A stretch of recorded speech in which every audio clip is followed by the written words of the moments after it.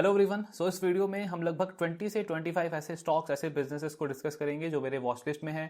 पिछले काफ़ी टाइम से हम उनको ट्रैक कर रहे हैं, हर एक क्वार्टर के अंदर उनका रिजल्ट, उनका कॉन कॉल डिस्कस कर रहे हैं। बिजनेस ओवरऑल अच्छा कर रहा है, बट मार्केट में उनके प्राइस में हमें 20%, 30%, इवन कुछ बिजनेसेस के स्टॉक में 40-50% तक का करेक्शन देखने को मिला है। यानी उनके फंडामेंटल स्ट्रॉन्ग है। किसी किसी बिजनेस के केस में तो मैनेजमेंट ने गाइडेंस और इंक्रीज किया है आगे, लेकिन उसके बाद भी प्राइस करेक्शन हमको देखने को मिला है। तो वैसे कुछ 20 से 25 ऐसे स्टॉक्स हैं जिनके बारे में हम डिस्कस करेंगे। ऑफ कोर्स कोई रिकमेंडेशन, कोई टिप वगैरह नहीं है। मेन पर्पस है कि हमारे पास में ऐसे बिजनेसेस, ऐसे स्टॉक्स का लिस्ट हो जहां पे प्राइस करेक्शन काफी ज्यादा हुआ है, लेकिन उसके कंपैरिजन में बिजनेस के फंडामेंटल जो है वो काफी स्ट्रांग है। प्लस एक और चीज है, मतलब कई बार होता है ना कि किसी स्टॉक पे आप बहुत रिसर्च करते हो, बिजनेस पे बहुत स्टडी करते हो, हम अपने वॉच लिस्ट में, पोर्टफोलियो में ऐड करते हैं, लेकिन मार्केट उसको कंसिस्टेंटली पनिश करता जाता है, मतलब करेक्शन देखने को मिलता है स्टॉक में। तो थोड़ा सा डाउट भी क्रिएट होता है हमको हमारे कन्विक्शन के ऊपर कि क्या वैल्यूएशन ठीक था, हमने सारी चीजें सही से चेक करी। तो उन सारी चीजों पे एक तरीके से आप बोल सकते हो दोबारा रिवीजन है हमारे कन्विक्शन के ऊपर, हमारे कॉन्फिडेंस के ऊपर। तो उन्हीं पे हम डिस्कशन करेंगे आज। अब इस लिस्ट के अंदर ना, मतलब लेंडिंग स्टॉक्स आपको ज्यादा नहीं दिखेंगे, बैंक्स, एनबीएफसीज, इनके नाम ज्यादा नहीं दिखेंगे।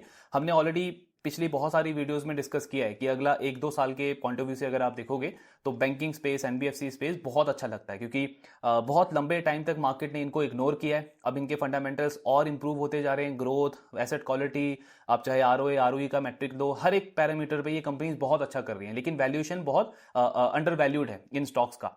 तो अगला 1-2 साल इनके लिए अच्छा हो सकता है। तो यहाँ पे आपको रेयरली ऐसे कुछ स्टॉक्स दिखेंगे जिनके फंडामेंटल्स अच्छे हैं, लैंडिंग स्पेस के अंदर मैं बात कर रहा हूं, लेकिन मार्केट ने उनके स्टॉक को ना 20-25% से करेक्ट किया हो। तो लैंडिंग ज्यादा नाम नहीं है इसमें, नॉन लैंडर्स ज्यादा है इस लिस्ट के अंदर। प्लस इसमें कोई मैंने ऐसा सेक्टर स्पेसिफिक या रैंकिंग वाइज भी मैंने ऐसा नाम नहीं रखा है, क्योंकि वो तो हमने ऑलरेडी लास्ट वीक डिस्कस कर लिया है कि जो भी 15-16 सेक्टर हैं उनमें कौन से प्लेयर्स हैं टॉप 1, टॉप 2, टॉप 3 के अंदर, वो सारा डिस्कशन हम कर चुके हैं। इसमें मेन हम देख रहे हैं कि जिनमें करेक्शन हुआ है मिनिमम 20%, 25-30% के आसपास, लेकिन फंडामेंटल्स उनके अच्छे हैं। तो रैंडम लिस्ट ये मैंने क्रिएट करी, अपने वॉच लिस्ट में थे कुछ, ऑफकोर्स मेरे पोर्टफोलियो का पार्ट भी हो सकते हैं, लेकिन अगेन कोई रिकमेंडेशन टिप नहीं है, वो सारा काम हमको खुद अपना रिसर्च, अपनी अंडरस्टैंडिंग के अकॉर्डिंग करना है। सो डिस्कशन स्टार्ट करते हैं। सबसे पहले आता है आपका कल्याण ज्वेलर। सो कल्याण ज्वेलर का अगर आप इनका हाई देखोगे स्टॉक का, तो 795 का इसका स्टॉक का हाई है। इस साल के स्टार्टिंग से 2025 कैलेंडर ईयर के स्टार्टिंग से इसके स्टॉक में करेक्शन स्टार्ट हुआ। सबसे पहले तो वो र्यूमर आया फ्रेंचाइजी वाला कि मतलब इनके जो नए स्टोर्स ये ओपन करने का प्लान कर रहे हैं, उसके लिए फ्रेंचाइजीज इतना इंटरेस्ट शो नहीं कर रहे हैं, क्योंकि इन्होंने कुछ टर्म्स कंडीशंस अपने चेंज करे हैं कॉन्ट्रैक्ट के अंदर। फिर आगे चल के आप देखोगे तो कुछ एलिगेशंस भी लगे मैनेजमेंट पे कि कोई ब्रोकर को इन्होंने मतलब वो ब्राइब वगैरह दिया स्टॉक प्राइस मैनिपुलेट करने के लिए। बाद में जाके मैनेजमेंट ने सारी चीज़ों के ऊपर मतलब क्लैरिफिकेशन भी दिया। आप देखोगे मार्केट ने थोड़ा बहुत रिवॉर्ड भी किया इसके स्टॉक को, 20-25% तक स्टॉक रिकवर भी हुआ। बट अभी भी अगर आप देखोगे ना, तो हाई से 38-40% तक ये स्टॉक नीचे लेवल पे ट्रेड कर रहा है। कल्याण के लिए एक अच्छी चीज क्या हुई है, इस करेक्शन की वजह से जो इनके वैल्यूएशन पहले थोड़े से ज्यादा लगते थे, 80-90 का पी, क्योंकि पहले तो था टीना फैक्टर, मतलब और कोई आपको रिटेल ज्वेलरी स्पेस में दिखता नहीं था जिसकी ग्रोथ, जिसका एक्सपेंशन इस तरीके का हो। लेकिन लास्ट ईयर पीएन गढ़ियल आ गया। फिर थंगामैल ज्वेलर्स को आप देखोगे तो हर एक क्वार्टर में कंसिस्टेंटली वो कल्याण के बिल्कुल मैच टू मैच परफॉर्म कर रहा है, और भी बाकी रिटेल ज्वेलर्स हैं जो ओवरऑल अच्छा कर रहे हैं। तो वो जो टीना फैक्टर होता है ना, देयर इज नो अल्टरनेटिव, उसकी वजह से एक स्टॉक को प्रीमियम मिलता है, वो वाला फैक्टर चला गया कल्याण के साथ में, और हमको स्टॉक में करेक्शन देखने को मिला 35-40% के आसपास। अब क्या हुआ है, अब इनका करंट पी है 55-56, और अगर आप FY26 के अर्निंग के बेसिस पे देखोगे ना कि 1200 करोड़ के आसपास का पैट ये कंपनी बहुत आराम से कर सकती है पूरे साल के अंदर। तो आपका जो फॉरवर्ड पी है FY26 के अर्निंग के बेसिस पे वो बनता है 40 का। फिर इन्होंने Q2 में अपना एक्सपेंशन प्लान भी शेयर किया था अगले 2 साल के लिए, तो कंपनी 25 से 30% का expansion, store expansion plan target कर रहा है। यानी अगर 30% का भी ग्रोथ इनका कंटिन्यू रहता है FY27 में, ये अगेन हमने कंजर्वेटिव व्यू लिया है, इससे कंपनी बेटर ही कर सकती है, क्योंकि आपको ऑपरेटिंग लेवरेज भी मिलेगा, और कंपनी का अगर आप देखोगे तो मतलब जो SSG है, सेम स्टोर सेल्स ग्रोथ, वो भी हाई टीन में रहता है, 17-18%। तो 30% का अर्निंग ग्रोथ बहुत आराम से कंपनी कर सकती है FY27 में। तो आपका अगले साल का जो पैट है वो 1550 करोड़ का बनता है। सो फॉरवर्ड पी कितना हो गया, 32-33। तो मतलब एक पैन इंडिया प्लेयर बन चुका है ऑलरेडी कल्याण ज्वेलर, एक अच्छा ब्रांड इन्होंने बिल्ड कर लिया पिछले 4-5 साल के अंदर। और वैल्यूएशन वाइज अगर आप देखोगे तो डील ओवरऑल ठीक ठाक लगती है, मतलब मैं इसको बहुत लुक्रेटिव नहीं बोलूंगा, लेकिन रीजनेबल अब वैल्यूएशन लगता है इस कंपनी का, अगर आप ग्रोथ, एक्सपेंशन, बाकी सारे मैट्रिक्स के साथ में इनको कंपेयर करो। तो ये आपका कल्याण का ओवरऑल डील बनता है। फिर नेक्स्ट है हमारा स्काई गोल्ड। सो स्काई गोल्ड का अगर आप हाई देखोगे तो 440 के आसपास का हाई है इसके स्टॉक का। बट अभी भी थोड़ा बहुत रिकवरी जरूर हुआ है, लेकिन अभी भी अपने हाई से 22 से 24% के आसपास स्टॉक नीचे ट्रेड कर रहा है। अभी फर्स्ट हाफ बहुत स्ट्रॉन्ग गया स्काई गोल्ड का, और अगर हम कंजर्वेटिव एस्टिमेट भी लेके चले तो भी फुल ईयर बेसिस पे 220 से 225 करोड़ का पैट ये कंपनी कर सकती है इन FY26। तो आपका जो फॉरवर्ड पी है FY26 का वो 22 से 23 का बनता है। फिर अगले साल का जो इन्होंने गाइडेंस दिया है 75 से 7600 करोड़ का, और लगभग 4.5% का पैट मार्जिन का गाइडेंस दिया है। अगेन ये जो 4.5% का पैट मार्जिन का गाइडेंस है ये कंजर्वेटिव है, क्योंकि अभी ही ऑलरेडी इनका पैट मार्जिन हर एक क्वार्टर में बहुत अच्छा आ रहा है। तो और इन्होंने कॉन कॉल में भी बोला है कि ये कंजर्वेटिव गाइडेंस है, इससे बेटर हम कर सकते हैं। बट अगर आप 4.5% का पैट मार्जिन भी अज्यूम करो तो भी 330 से 340 करोड़ का पैट बनता है स्काई गोल्ड का FY27 के अंदर। तो मतलब अगर मैं फॉरवर्ड पी देखने जाऊं तो वो बनता है 15-16 के आसपास। तो इसकी डील काफी ल्यूक्रेटिव लगती है, ग्रोथ, एक्सपेंशन और वैल्यूएशन को सारी चीजें अगर हम कंसीडर करें। एक रिस्क है स्काई गोल्ड के साथ में कि इनका वो जो कैश फ्लो का गाइडेंस है ना, मतलब अब तो पिछले 3-4 क्वार्टर से मैनेजमेंट हर एक कॉन कॉल में गाइडेंस देता है कि कैश फ्लो हमारा FY27 में पॉजिटिव हो जाएगा।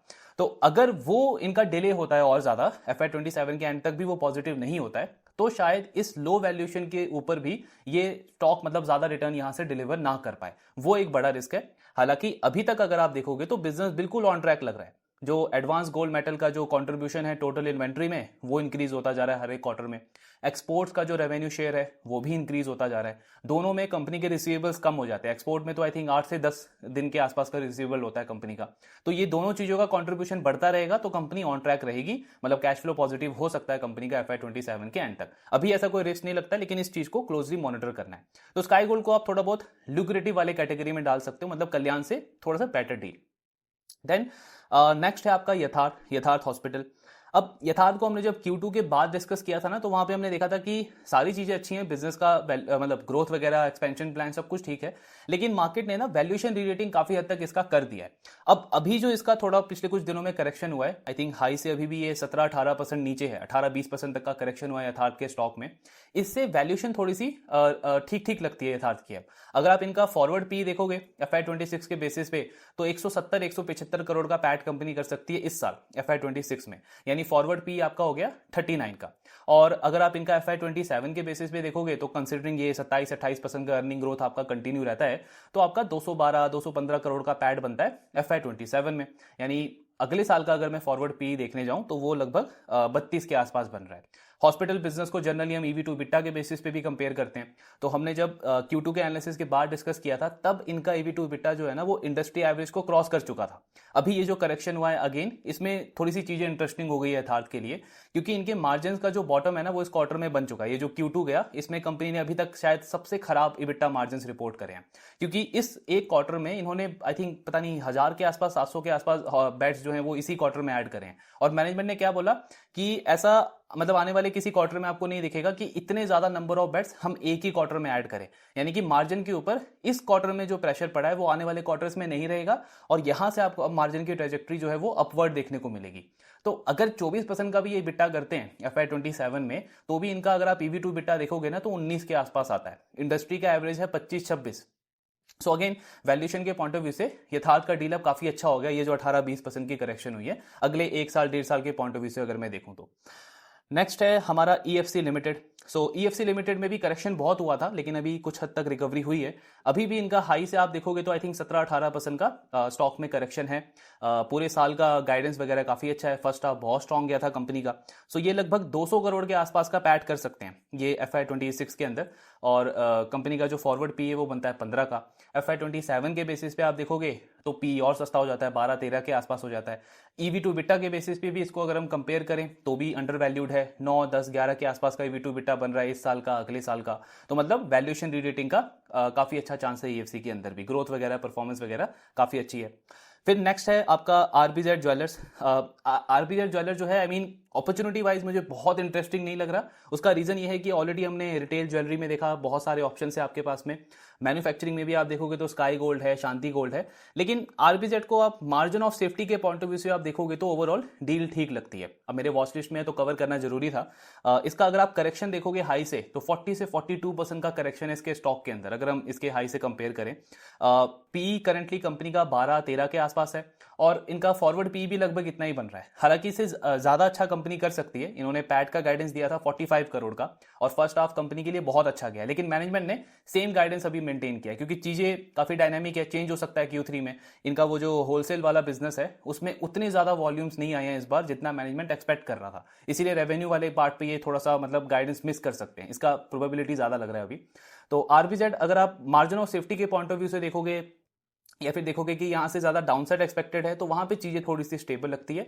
बट अपसाइड के लिए या अपॉर्चुनिटी वाइज आई मीन हम जैसे हमने डिस्कस किया कि बाकी रिटेलर्स हैं और मैन्युफैक्चरर्स हैं जहां पे थोड़ी सी बेटर डील लग रही है, लेकिन हाँ आरबीजेड का यहां से डाउन साइड कम लगता है, तो उस वाली कैटेगरी में आता है आरबीजेड। नेक्स्ट है आपका India shelter. So India shelter का मतलब अगर आप देखोगे तो परफॉर्मेंस बहुत अच्छा गया है। एसेट क्वालिटी में डीपीडी जरूर बढ़ा है, लेकिन ऐसा ग्रॉस एनपीए या क्रेडिट कॉस्ट में कोई बहुत इंक्रीज देखने को नहीं मिला है। मैनेजमेंट ने काफी अच्छा उस पर कमेंट्री दिया है।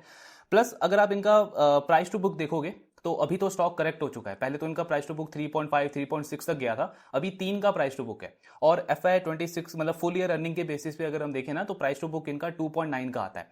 फिर कंपनी को ऑपरेटिंग लिवरेज भी मिल रहा है, मतलब लोन बुक की ग्रोथ चल रही है 30-35% के आसपास और पैट ग्रोथ इनका आता है 35 से 40% का। तो अगर आप FY27 का प्राइस टू बुक देखोगे तो 2.2 2.3 तक आता है। मतलब डील जो है वो और लुक्रेटिव हो जाती है अगर मैं अगले 1.5 साल के पॉइंट ऑफ व्यू से देखूं। एंड अगेन जैसे हमने पहले भी डिस्कस किया है कि पूरा अगर आप वो हाउसिंग फाइनेंस पेज देखोगे ना तो और कहीं पे खास इंटरेस्ट बनता नहीं है। मतलब बाकी सारे प्लेयर्स या तो कंपटीशन इंटेंसिटी है या फिर आपको एसेट क्वालिटी में प्रॉब्लम दिखेगा। कुछ प्लेयर हैं जिनमें दोनों चीजें चल रही है। इंडिया शेल्टर अभी तक उन दोनों प्रॉब्लम से काफी सेफ है और कंसिस्टेंटली अच्छा परफॉर्म कर रहा है। सो ये आपका इंडिया शेल्टर आ गया। नेक्स्ट है आपका मनोरमा इंडस्ट्रीज। सो मनोरमा इंडस्ट्रीज में भी लगभग 21 से 23% तक का करेक्शन हमको देखने को मिला है इनके हाई से अगर हम कंपेयर करें। फर्स्ट हाफ बहुत अच्छा गया है कंपनी का और लगभग 200 करोड़ का पैट ये कंपनी बहुत आराम से कर सकती है FY26 के अंदर। तो अगर आप इनका फॉरवर्ड पी देखोगे 40 के आसपास बनता है।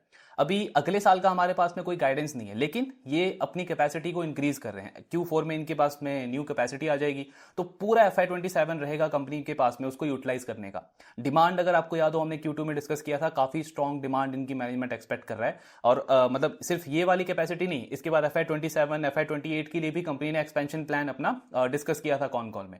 तो ओवरऑल अगर आप देखोगे ना मतलब बहुत हमने कंजर्वेटिव एस्टिमेट लिया है, बट स्टिल FY27 के बेसिस पे भी 32-33 का फॉरवर्ड पी बनता है इनका। और टॉप लाइन की ग्रोथ आपकी 40-45% के आसपास चल रही है। हाई रिटर्न रेशियोज है कंपनी के पास। तो मतलब ओवरऑल मनोरमा का तो हमने पहले भी डिस्कस किया है कि जितने भी सेक्टर्स हम ट्रैक करते हैं उनमें टॉप कैटेगरी के अंदर आता है अगर हम डील वाइज देखें तो। सो ये आपका मनोरमा इंडस्ट्रीज है। देन नेक्स्ट है एमरल्ड फाइनेंस। अब एमरल्ड फाइनेंस को आई मीन एक ही उनमें वो प्रॉब्लम लगता है कि कंपनी ने पैट का गाइडेंस काफी एग्रेसिव दे दिया है और अब धीरे धीरे लग रहा है कि शायद उस गाइडेंस मतलब उसको अचीव नहीं कर पाएगी कंपनी। हालांकि बाकी सारी चीजें देखो तो आप बिजनेस ठीक कर रहा है, मतलब अर्निंग ग्रोथ अच्छी है, टॉप लाइन की ग्रोथ भी ठीक ठाक है, 30-40-50% के आसपास टॉप लाइन की ग्रोथ है। मार्जिन कंपनी के हर एक क्वार्टर में हम देख रहे हैं एक्सपैंड हो रहा है। पीई काफी डीरेट हो चुका है अब, और यहां से अगर आप देखोगे तो 50-55% का करेक्शन हो चुका है इसके स्टॉक के अंदर अगर हम हाई से कंपेयर करें तो। मतलब इसका तो अगर आप फॉरवर्ड पी देखोगे तो 18 का आ रहा है। FY27 के बेसिस पे अगर हम देखें तो 10 के आसपास का पीई आ रहा है, क्योंकि 25 करोड़ का पैट तो कंपनी कर सकती है। इनकी गाइडेंस के अकॉर्डिंग इनको 32 से 40 करोड़ का पैट करना चाहिए FY27 में, बट वो अब थोड़ा सा इंपॉसिबल लग रहा है इस कंपनी के लिए अभी तक का जैसा हम ट्रेंड देख रहे हैं उसके बेसिस पे। बट अगर कंपनी ये 20-25 करोड़ का भी पैट करती है और जो इनका अभी ग्रोथ मोमेंटम चल रहा है तो वैल्यूएशन ओवरऑल डील काफी अच्छी है। हाँ, एसेट क्वालिटी का जो इनका एक प्रॉब्लम हुआ था बीच में पिछले क्वार्टर के अंदर, उसको हमको देखना है कि वो प्रॉब्लम ज्यादा बड़ा नहीं होना चाहिए कंपनी के लिए। लेकिन बाकी चीजें अगर आप देखो तो बिजनेस ठीक लग रहा है। नेक्स्ट है आपका कैप्री ग्लोबल। कैप्री ग्लोबल तो जैसे हमने पहले भी डिस्कस किया है, पूरे एनबीएफसी स्पेस के अंदर अगर मुझे एक डाइवर्सिफाइड स्टेबल प्लेयर देखना है तो कैप्री ग्लोबल मतलब मुझे स्टडी करना ही चाहिए। करेक्शन अगर आप देखोगे तो 21 से 23% का करेक्शन है इनके हाई से अगर हम कंपेयर करें।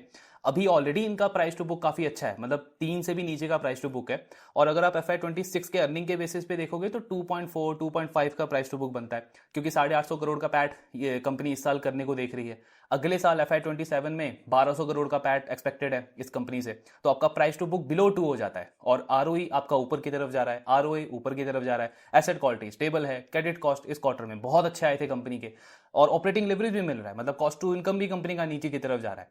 तो हर एक मैट्रिक पे आप कंपेयर करोगे कैप्री ग्लोबल को तो बहुत अच्छी डील है। Q3 के लिए अगेन इन्होंने गाइडेंस दिया है कि 35% से ज्यादा ग्रोथ हम देख रहे हैं अपना AUM में Q3 के अंदर भी। तो कैप्री ग्लोबल आपका अगला प्लेयर आता है। फिर है Oswal pump. Oswal pump again मतलब ऐसा कुछ बहुत इंटरेस्टिंग या कुछ लुक्रेटिव अपॉर्चुनिटी वाइज नहीं लगता है। करेक्शन इसमें काफी ज्यादा हुआ है एक्चुअली, 38 से 40% का करेक्शन हुआ है इसके स्टॉक के अंदर। उसका रीजन भी है, इनके मार्जिन्स पे मतलब वो प्रेशर देखने को मिला है। तो जैसे हमने वो डिस्कस किया ना कि 99% आपको ऐसे बिजनेसेस दिखेंगे जिनके फंडामेंटल्स बिल्कुल वैसे ही हैं, स्ट्रॉन्ग पहले की तरह या फिर और इंप्रूव हुए हैं। कुछ 1-2% ऐसे बिजनेसेस हैं जिनके फंडामेंटल्स थोड़े से डिटोरिएट हुए हैं। तो ये जो ओसवाल पंप है ये उस कैटेगरी में आता है, क्योंकि मार्जिन्स आपके पीछे की तरफ गए हैं, कंपटीशन प्रेशर कंपनी को देखने को मिला वो टेंडर प्राइस के अंदर। और अभी भी ना एग्जैक्ट क्लैरिटी इन्होंने नहीं दिया है कि कंपनी अपने पुराने वाले मार्जिन्स पे कब तक आ पाएगी। मतलब Q4 का एक इन्होंने आइडिया दिया है कि वहां से चीजें स्टेबल हो जाएगी, बट हमको वेट करना पड़ेगा Q3 का। करेक्शन काफी ज्यादा हुआ है, 38-40% का करेक्शन है। और पैट मार्जिन जो इन्होंने रिवाइज किया है अब, आई थिंक 17-18% का पैट मार्जिन का गाइडेंस दिया है इन्होंने FY26 का। तो उसके बेसिस पे आप देखोगे तो कंपनी का 390 करोड़ का पैट बनता है इस साल का, यानी कि फॉरवर्ड पी आपका 16 का हो गया। वैसे करंट पी भी सस्ता है 18-19 का, पर वही है ना कि सस्ता महंगा मतलब सिर्फ मैं पी देख के नहीं बोल सकता। मुझे बिजनेस में ओवरऑल डील कैसी मिल रही है, कितनी क्लैरिटी है, मैनेजमेंट कितना कॉन्फिडेंस है।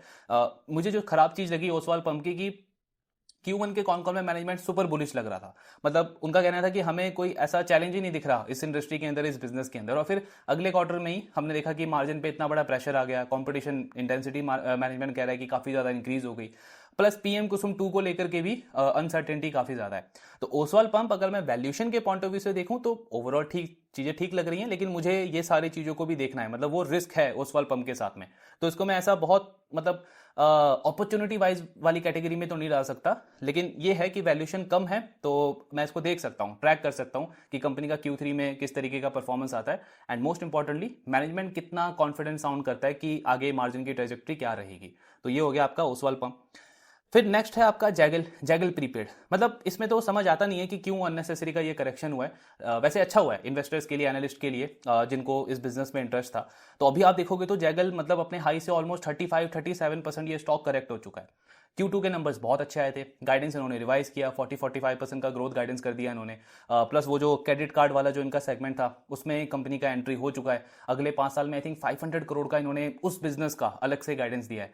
और नेक्स्ट 3-4 ईयर्स के लिए मैनेजमेंट बहुत कॉन्फिडेंट है कि 40-45% के आसपास हम ग्रो कर सकते हैं। ये प्रोमोटर्स भी मतलब वारंट के थ्रू कैपिटल इन्फ्यूज कर रहे हैं, तो वो भी एक इन्वेस्टर के लिए मतलब कॉन्फिडेंस और बिल्ड करता है बिजनेस के अंदर।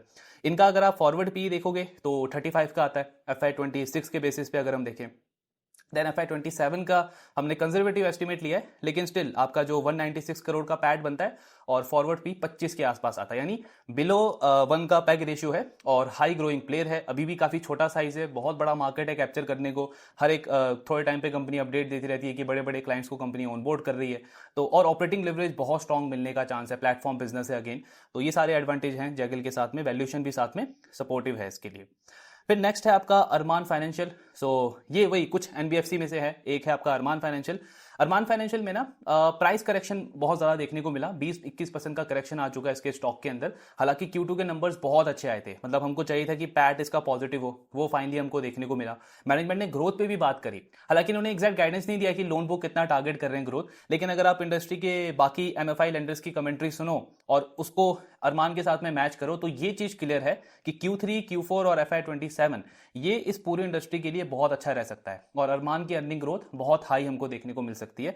इनका प्राइस टू बुक अभी आपको दिखेगा 1.7 का। अब मैंने फॉरवर्ड एस्टिमेट नहीं लिया क्योंकि हमें एग्जैक्टली पता नहीं है ना कि Q3, Q4 में कितना अर्निंग ग्रोथ होगा, कितना कम कंपनी का क्रेडिट कॉस्ट होता जाएगा, प्रोविजंस कितने कम होते जाएंगे लास्ट ईयर के कंपैरिजन में, प्लस लोन बुक का ग्रोथ कितना मैनेजमेंट करेगा। ये सारी चीजों पे एग्जैक्ट क्लैरिटी नहीं है, लेकिन जो ट्रेंड अभी लग रहा है उसके बेसिस पे एक्सपोनेंशियल ग्रोथ हमको देखने को मिल सकती है H2 में और फिर FY27 में। तो ऑटोमेटिकली जो आपका वैल्यूएशन है वो और सस्ता हो जाता है।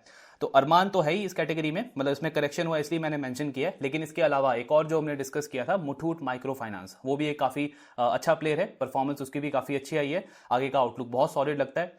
इस लिस्ट में मैंने मेंशन नहीं किया क्योंकि उसमें उतना करेक्शन हुआ ही नहीं है, आई थिंक 10-12% के आसपास का करेक्शन है। अरमान में करेक्शन ज्यादा था, इसलिए यहाँ पे हम इसको डिस्कस कर रहे हैं।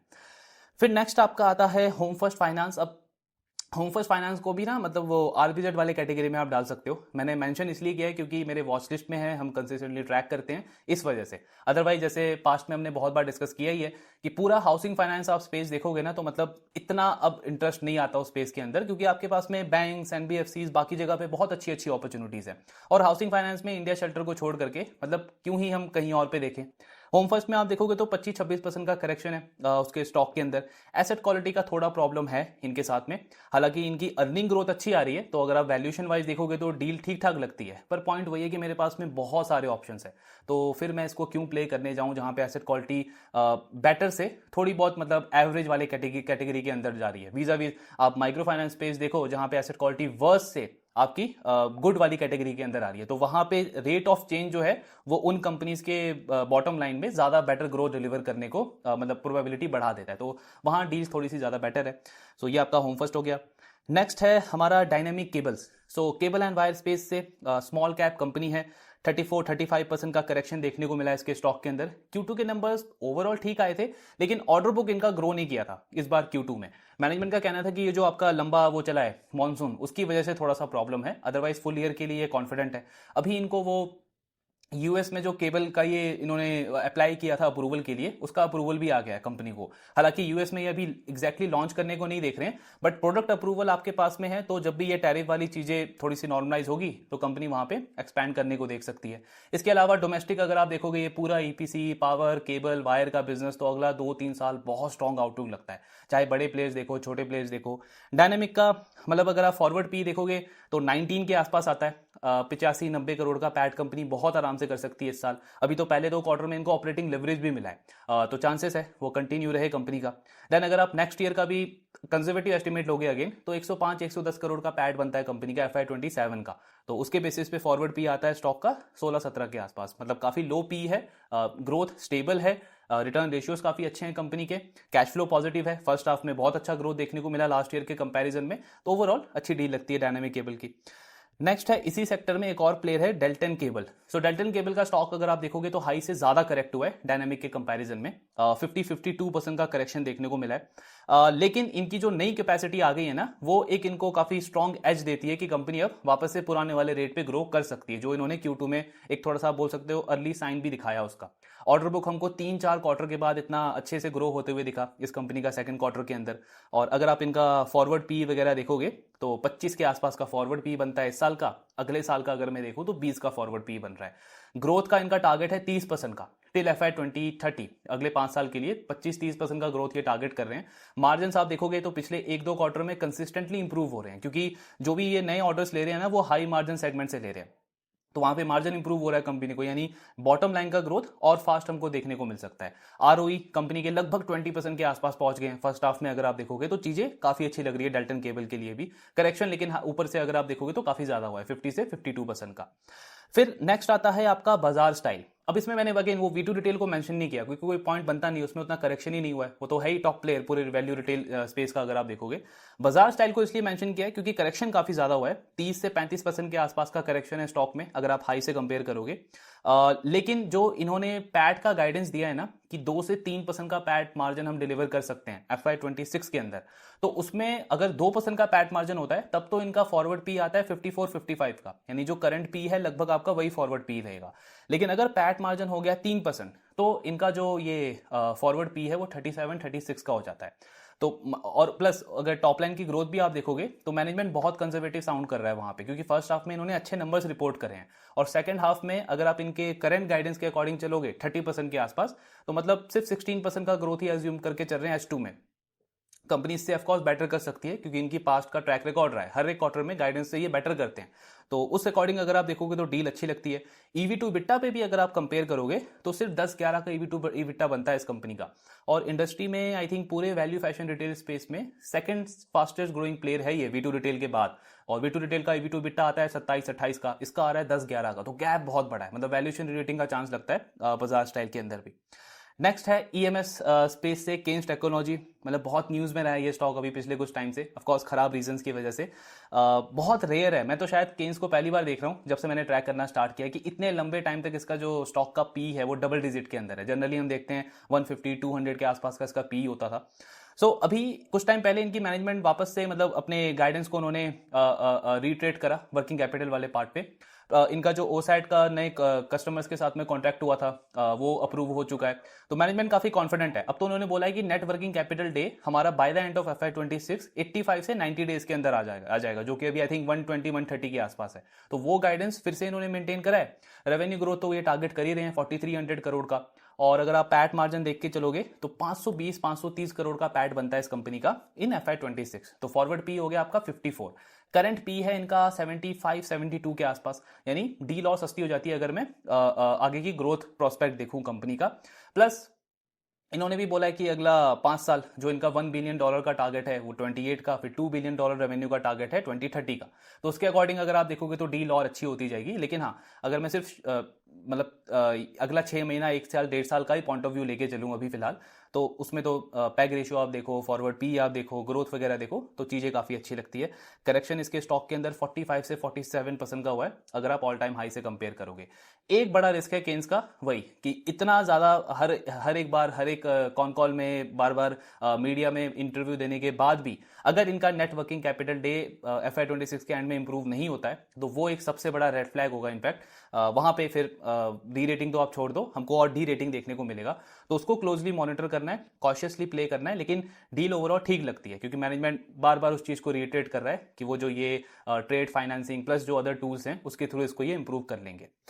नेक्स्ट है ईएमएस स्पेस से आपका सिरमा एसजीएस में करेक्शन बहुत ज्यादा नहीं हुआ है, 18-20% के आसपास हुआ है। लेकिन इनके मार्जिन एक्सपैंड कर रहे हैं, मतलब Q2 में भी हुआ था, Q1 में भी हुआ था। प्लस कंपनी कह रही है कि फुल ईयर बेसिस पे भी हमारे मार्जिन जो हमने पहले बोला था 9% के आसपास होंगे, अब ये मतलब 9.4-9.5% के रेंज में रह सकते हैं। तो EBITDA मार्जिन इंप्रूव होगा।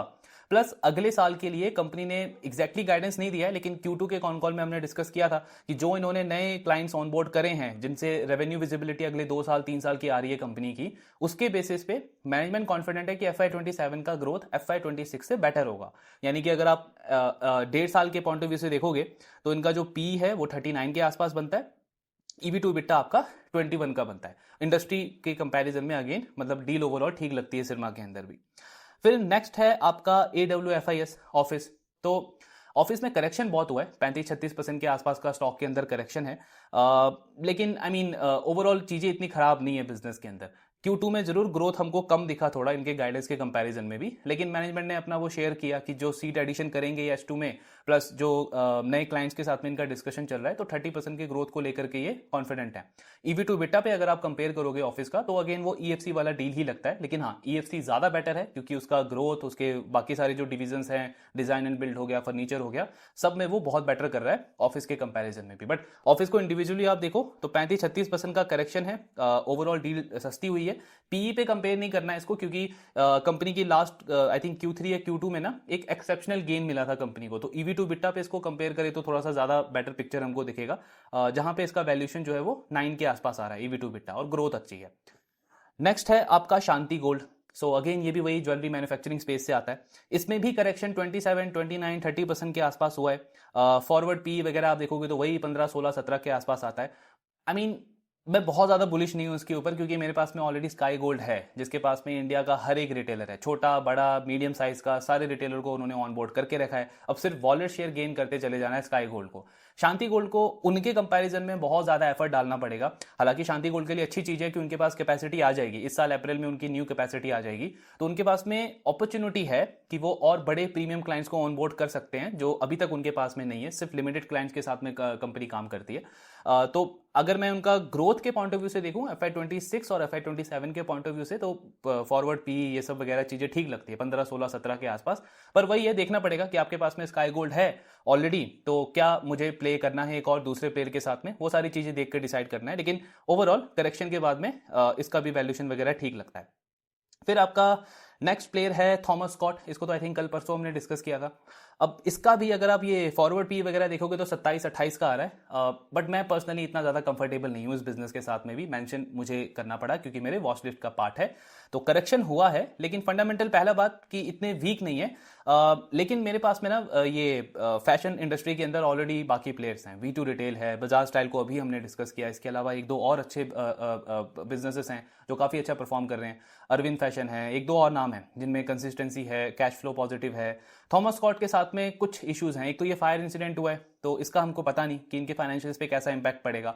अगर ज्यादा सीरियस इंपैक्ट नहीं पड़ा तब तो कंपनी का 18-19 करोड़ का पैट आ सकता है FY26 में, तो आपका फॉरवर्ड पी बन जाता है लगभग 27-28 के आसपास। लेकिन थॉमस स्कॉट का ना पी तब तक मुझे ऐसा लगता है पर्सनली, तब तक बड़ा री रेटिंग हम नहीं देख सकते इनके वैल्यूएशन में जब तक इनका वर्किंग कैपिटल इंप्रूव होना स्टार्ट नहीं होता, या फिर मैनेजमेंट कुछ एक डायरेक्शन दे, एक प्लान बताए उस टारगेट के लिए कि कंपनी कैसे उसको इंप्रूव करने को देख रही है। क्योंकि 250-270 वर्किंग कैपिटल डेज बहुत बहुत ज़्यादा खराब है एक अप्रैल बिजनेस के लिए, तो वो हमको ट्रैक करना है। बाकी रडार पे बिल्कुल रख सकते हैं।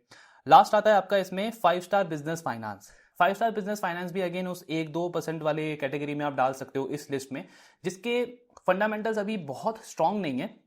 लेकिन 5 स्टार जो है ना, थॉमस स्कॉट हो गया प्लस और कुछ बाकी बिजनेसेस जो हमने डिस्कस किया, आरबीजेड वगैरह, उनसे बेटर डील मुझे इसलिए लग रहा है क्योंकि Q2 के कॉन कॉल में इनकी मैनेजमेंट ने इस चीज का मतलब एक कमेंट्री दिया है कि Q3 ना हमारे लिए बॉटम हो सकता है वर्स्ट नंबर्स का, हमारे एसेट क्वालिटी, डीपीडी, इन सारी चीजों का जो ग्राउंड से जो इनको मतलब फीडबैक मिल रहा है कलेक्शन वगैरह टीम से, उसके बेसिस पे इन्होंने ये कमेंट्री दिया है।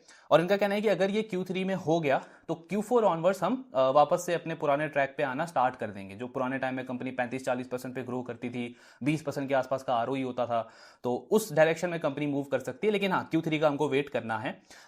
डिस्कस क्यों किया? क्योंकि 32 से 34% का करेक्शन हुआ है स्टॉक के अंदर। अगर आप प्राइस टू बुक देखोगे इनका अभी जो 2.4 का है, मतलब ऑन एन एवरेज इस बिजनेस को प्राइस टू बुक मिलता था 5 का 6 के बीच का प्राइस टू बुक इसको मिलता था, तो बहुत ज्यादा डी रेटिंग हुआ है। अभी वो टाइम है जहां पे मुझे क्लोजली मॉनिटर करना है, ट्रैक करना है इसको। अगर मैं कंफर्टेबल हूं तो थोड़ा बहुत एलोकेशन डाल के इसको ट्रैक करना स्टार्ट कर सकता हूं, बट Q3 क्रूशियल है। अगर इनके फेवर में वो गया, फिर Q4 ऑनवर्ड्स इसका अगेन री रेटिंग का चांस बढ़ना स्टार्ट हो जाता है। तो ये हो गया आपका 5 स्टार बिजनेस फाइनेंस। तो ये लगभग 20-22 ऐसे स्टॉक्स थे, बिजनेसेस थे जिनका मतलब करेक्शन हुआ है काफी ज्यादा उनके प्राइस में, लेकिन फंडामेंटल्स उनके स्ट्रांग है या फिर और इंप्रूव हुए हैं अगले 1 साल 1.5 साल के पॉइंट ऑफ व्यू से। अब इनका ट्रैकिंग हमको कंटिन्यू रखना है, देखना है आने वाले क्वार्टर्स में भी ये फंडामेंटल्स ऐसे ही रहने चाहिए, क्योंकि अगर वो डिटोरिएट हुए तो फिर तो मतलब और ज्यादा डी रेटिंग होने का चांस हो जाएगा। लेकिन अभी तक का जो करेक्शन है वो सिर्फ मार्केट वोलेटिलिटी या फिर आप बोल लो कि कुछ र्यूमर्स हुए हैं उसकी वजह से हुआ है। बिजनेस के फंडामेंटल्स में कहीं भी ऐसा कोई प्रॉब्लम इन कंपनीज में 99% जो हमने डिस्कस किए उनमें नहीं देखने को मिला है। बाकी ट्रैकिंग हम कंटिन्यू रखेंगे। आपके जो भी डाउट्स हैं शेयर करते रहिए। Thank you very much.